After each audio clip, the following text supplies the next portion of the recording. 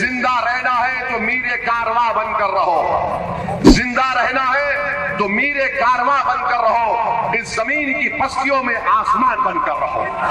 तो मोदी नीतीश कुमार ने कहा कि भाई साहब, बिहार की जनता, हमने 5 साल आपको बहुत लूटा, अब आपके अकाउंट में 10,000 रुपये डालते हैं। 5 साल खून चूस लिया, अब चुनाव आया तो ले 10,000। अरे 10,000 से क्या होगा मोदी जी, नीतीश कुमार जी इतना खा चुके हैं। अब चुनाव आ गया तो आपका भी काम यह है, 10,000 दिए तो लेना, मगर वोट किसको देना, वोट किसको देंगे कि तुम उनकी आंख में आंख डालकर उनको देखकर कहो कि मैं गुलामी नहीं चाहता, मैं अपना हक चाहता हूं। ये चाहते क्या है कि हमको झुका कर रखें, हमको कमजोर करके रखें और हमारा हाल ऐसा करके रख दें कि हम कभी ना उठे। मोदी परेशान, नीतीश कुमार परेशान, राजद परेशान। ये अब कैसा होगा, ये अब ऐसा होगा कि अब गरीबों का इस्तेसाल खत्म होगा। मोदी ने कहा कि आतंकवाद और पानी एक साथ नहीं बन सकता, बातचीत और आतंकवाद साथ साथ नहीं हो सकती। अब बताओ मोदी जी, आप तो पाकिस्तान से क्रिकेट मैच दुबई में खेलते हैं।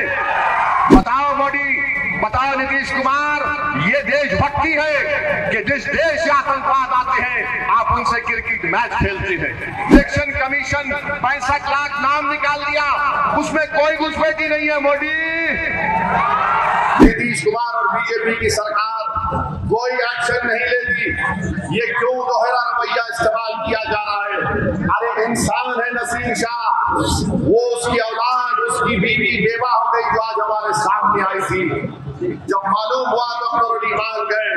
तो आपकी जान की कीमत आपको अपने वोट से दिखाना पड़ेगा, आपको अपनी जान की कीमत अपने वोट से दिखाना पड़ेगा।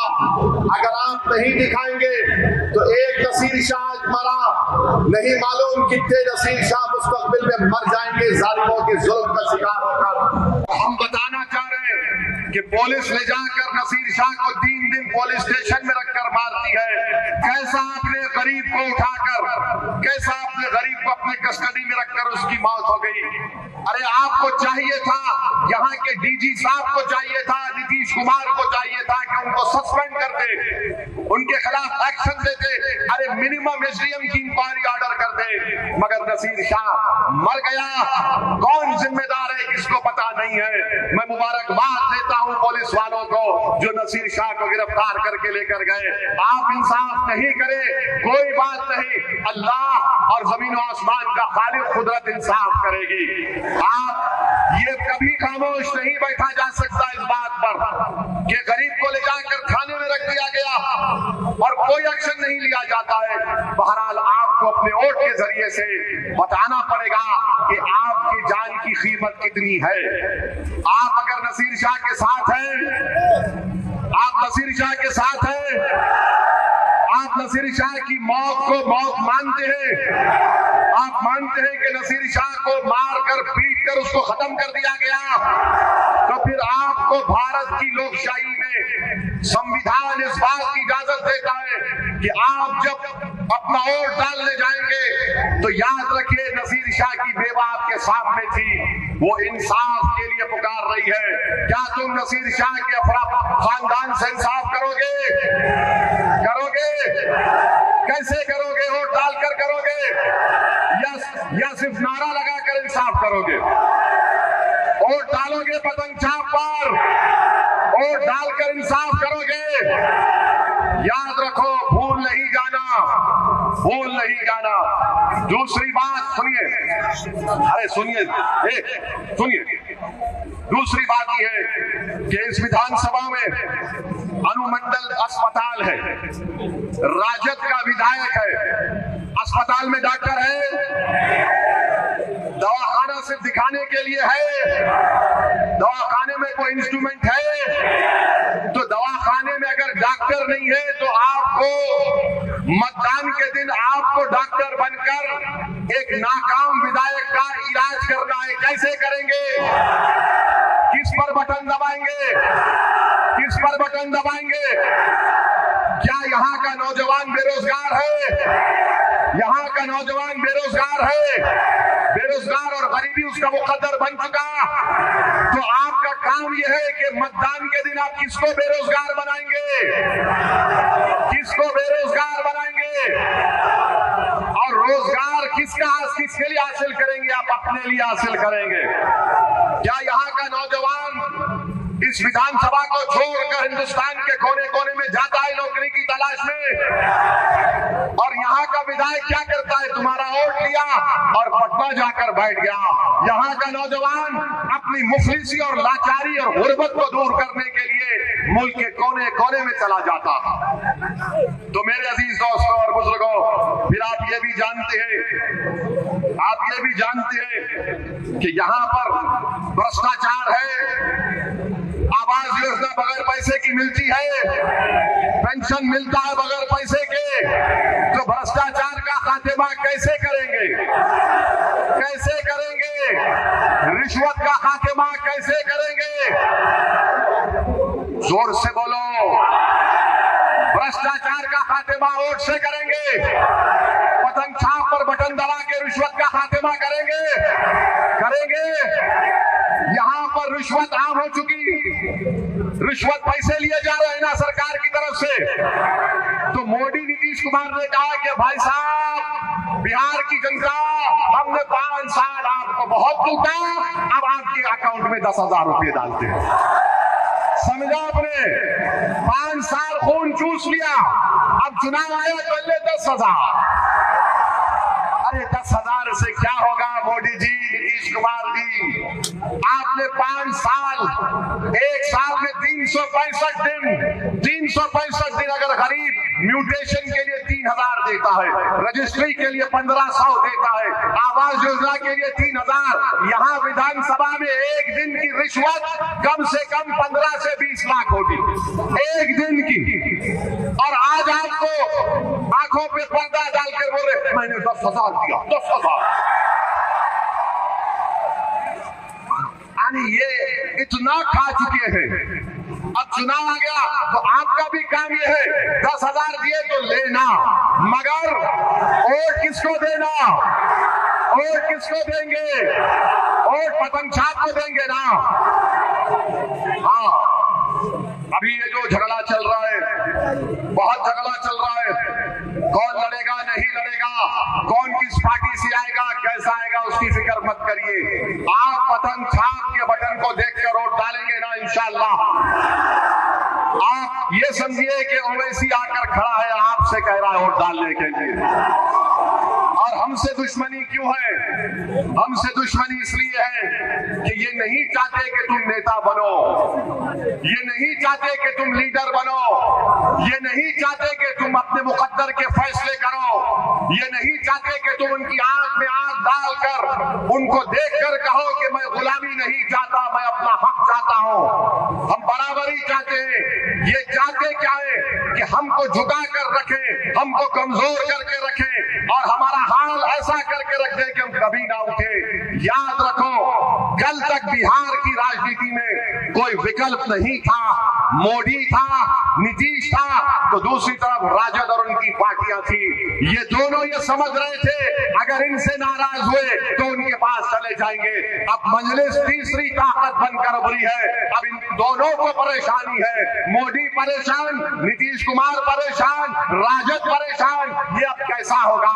ये अब ऐसा होगा कि अब गरीबों का इस्तेसाल खत्म होगा, गरीबों को उनका हक मिलेगा। नेता बनेंगे, आप नेता बनेंगे या सिर्फ वोट डालकर घर में सो जाएंगे? तुम नेता बनना चाहते हो? तुम विधायक बनना चाहते हो? तुम सांसद बनना चाहोगे? तुम मुख्यमंत्री बनना चाहोगे? तुम देश के प्रधानमंत्री बनना चाहोगे? जोर से बोलो, बनोगे? जोर से बोलो, बनोगे? अपने ख्वाबों को पूरा करो। मजलिस तुम्हारे ख्वाबों को पूरा करना चाहती है। और याद रखो इस बात को, अगर वो मुख्यमंत्री बन सकते तो तुम भी बनोगे इंशाअल्लाह ताला। अगर कोई विधायक वो बन सकता है तो तुम भी विधायक बनोगे। तुम में इतनी काबिलियत है, तुम में इतनी ताकत है। शर्त सिर्फ ये है कि हम मुत्तहिद हो जाएं, मुत्तहिद हो जाएं। इत्तेहाद एक ताकत है, याद रखो। इंतशार एक मौत है।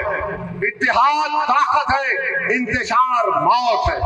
और जैसा कि किसी शायर ने अच्छा कहा था कि जिंदा रहना है तो मीरे कारवा बनकर रहो, जिंदा रहना है तो मीरे कारवा बनकर रहो, इस जमीन की पस्तियों में आसमान बनकर रहो, इस जमीन की पस्तियों में तुम आसमान बनकर रहो। मेरे नौजवानों, आज बिहार में करीब 60% आबादी बिहार में 25 साल से कम उम्र नौजवान लड़के और लड़कियों पर मुश्तमिल है। ये लड़ाई तुम्हारी ओवैसी अख्तर ईमान लड़ रहे नौजवानों, ये मुस्तकबिल तुम्हारा है। हम अपने बुजुर्गों से अपील कर रहे हैं कि आप जब वोट डालने जाएंगे तो अपनी औलाद की तरफ, अपने महल्ले के नौजवानों के चेहरों को देखो, इनके हाल को देखो, इनकी बेरोजगारी को देखो, तुम्हारे घर की गुर्बत को देखो, तुम्हारे उन बच्चों के ख्वाबों को कौन पूरा करेगा जो पढ़ना चाहती है, तुम्हारे नौजवानों को जो तुम्हारा घर छोड़कर हिंदुस्तान के कोने कोने में चले जाते हैं। मेरे भाई, ये ख्वाबों को पूरा करने का वक्त है और हम अपने ख्वाबों को पूरा कर सकते हैं। कोई कहेगा कि वो ऐसी जज्बाती तकरीर कर रहा है, अरे जिसमें जज्बात नहीं वो मुर्दा है, जिसमें जज्बात नहीं वो मुर्दा है, जिसके ख्वाब नहीं वो इंसान नहीं हो सकता। तो अपने ख्वाबों को पूरा करने का वक्त है मेरे अजीज दोस्तों और बुजुर्गों। 70 साल हमने सबको आजमा लिया मगर किसी ने हमारे ख्वाबों को पूरा नहीं किया। अरे हद तो ये हो गई कि एक नसीर शाह मर गया तो आज चुनाव आया तो तुम आकर मुझे गाली दोगे, मगर नसीर शाह की बेवा से मिलने कोई नहीं जाता। क्यों नहीं जाते? जाकर मिलना था, हिम्मत दिलाना था। अख्तरुल ईमान किशनगंज से निकलकर यहाँ तक आया। तो मेरे अजीज दोस्तों और बुजुर्गों, हम आपको बता रहे हैं कि आपके पास एक विकल्प है, एक मुतबादिल है कि आप मजलिस का साथ देंगे, वोट डालेंगे, वोट डलवाएंगे, अपने माँ बाप को राजी करवाएंगे, खुद वोट डालेंगे, या फिर कोई आके तुम्हारे कान में ऐसा बोलेगा, अरे नहीं नहीं बी टीम, मोदी जी आके बोलेंगे, भाजपा आके बोलेगी, अरे ओवैसी राष्ट्रवाद की बात नहीं करता तो क्या करोगे? मेरे भाई याद रखो, इन्हीं बातों को हम सुन सुनकर थक जाती है मगर हमारे हौसले पस्त नहीं होते हैं। हम किसी की टीम नहीं, हम जनता की टीम थे और हमेशा रहेंगे। बीजेपी से हमको सर्टिफिकेट नहीं चाहिए राष्ट्रवाद का, ना हमको ये नाम लिहाज सेकुलर पार्टी से सर्टिफिकेट चाहिए कि हम सेकुलर हैं। अरे हम सेकुलर थे, हैं और रहेंगे। उनको बताना पड़ेगा जो बार बार बोलते एम वाई समीकरण, एम वाई समीकरण। अरे बताओ ये एम वाई में क्या फायदा हुआ?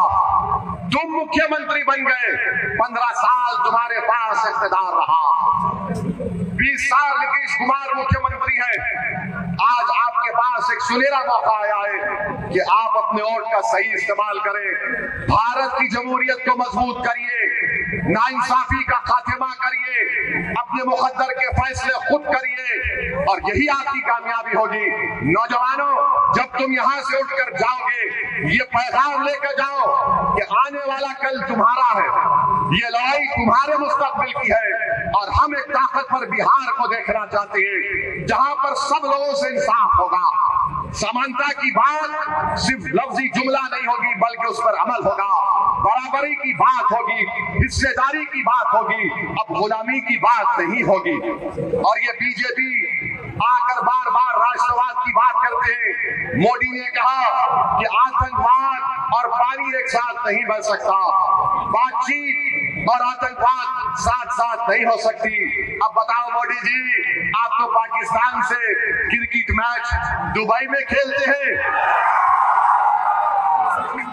और कोलंबो में खेलते हैं। ओवैसी ने खड़े होकर पार्लियामेंट में कहा था कि पाकिस्तान से जब सब बंद है तो खेल भी बंद होना चाहिए। वो आतंकवाद पाकिस्तान से आकर पहलगाम में हमारे भारत के 26 लोगों को गोली मार दिए, इसलिए कि वो हिंदू थे, उनके सर पर गोली मारी। बताओ मोदी, बताओ नीतीश कुमार, ये देशभक्ति है कि जिस देश से आतंकवाद आते हैं आप उनसे क्रिकेट मैच खेलते हैं, उनसे क्रिकेट मैच खेलते हैं। आज ड्रामा करते हैं मोदी जी 3-0 ऑपरेशन सिंदूर। अरे मोदी जी, सिंदूर का ऑपरेशन हमारी बहादुर फौज ने किया, उनको सलाम करते हैं।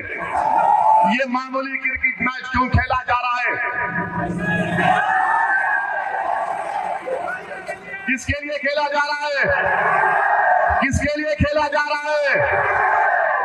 ये देशभक्ति होती है, ये देशभक्ति होती है। नहीं नहीं, ये बाइलैटरल मल्टीलैटरल, अरे भाड़ में जाए बाइलैटरल मल्टीलैटरल। अच्छा, ये मोदी जी 7,000 रुपये दिए। अरे जो सैलाब आता है, जमीन कटती है, कुछ इंतजाम किया नहीं। और मोदी जी बोलते यहां पर घुसपैठी घुस गए हैं। नेपाल में क्या हुआ आपको पता नहीं, बांग्लादेश में क्या हुआ आपको पता नहीं। इलेक्शन कमीशन 65 लाख नाम निकाल दिया, उसमें कोई घुसपैठी नहीं है। मोदी कहां चले गए? तो मालूम हुआ हमको बदनाम करने के लिए बात कही जाती है। बहरहाल इंशाअल्लाह चुनाव के दौरान में एक मर्तबा मैं फिर इस विधानसभा में आऊंगा और आपसे फिर से अपील करूंगा कि अपने इत्तेहाद की ताकत और कुव्वत पर मजलिस पार्टी के उम्मीदवार को कामयाब करिए। आपका बहुत बहुत शुक्रिया कि आप यहाँ पर आए, आपने इस जलसे को कामयाब किया। पतंग छाप जिंदाबाद, पतंग छाप, पतंग छाप, पतंग छाप। हमारा इत्तेहाद, हमारा इत्तेहाद, हमारा इत्तेहाद।